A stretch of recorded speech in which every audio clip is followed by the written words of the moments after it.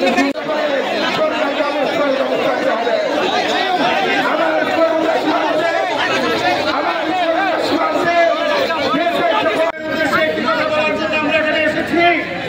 হলো এই চুয়াডাঙ্গার মানুষের জন্য একটি ভালো হসপিটাল নেই। এই রেল স্টেশন আছে, সেটি এখনো জরাজীর্ণ ব্রিটিশ আমলের। আমরা এই খবরগুলো আপনাদের এখানে এসে পেয়েছি। আমরা আপনাদের এখানে এলাকার সন্তান মোল্লা ফারুককে সেখানে আপনাদের সাথে পরিচয় করিয়ে দিতে এসেছি। আপনারা আমাদের পক্ষে থাকবেন, আমাদের সাথে থাকবেন। যেই আশা নিয়ে, যে আকাঙ্ক্ষা নিয়ে জুলাইয়ে শত শত মানুষ অকাতরে জীবন।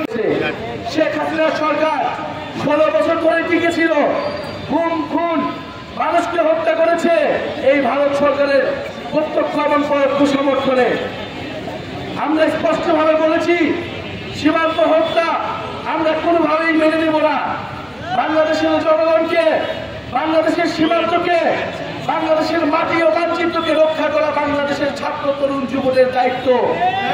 সেই দায়িত্ব আমরা নিয়েছি এবং সেই দায়িত্বের ভিত্তিতেই জাতীয় নাগরিক পার্টি কাজ করবে।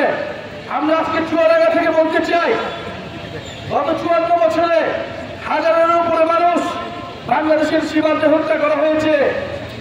আমাদের মোল্লা ফারুক ভাই বললেন, এই চুয়াডাঙ্গার সীমান্তেই 200-এর বেশি মানুষ সীমান্তে হত্যা করা হয়েছে। সীমান্তে গরু চালা থাকবে, ধর্মীয় সম্প্রীতির কথা থাকবে, সেকুলারিজমের নামে ইসলাম বিদ্বেষ ধর্ম বিদ্বেষের কথা ওই সংবিধানের মধ্যে থাকবে না। দীর্ঘক্ষণ রক্ত করার পরে আমরা যে নতুন বাংলাদেশের স্বাধীনতা পেয়েছি, এই মুহূর্তে আমাদের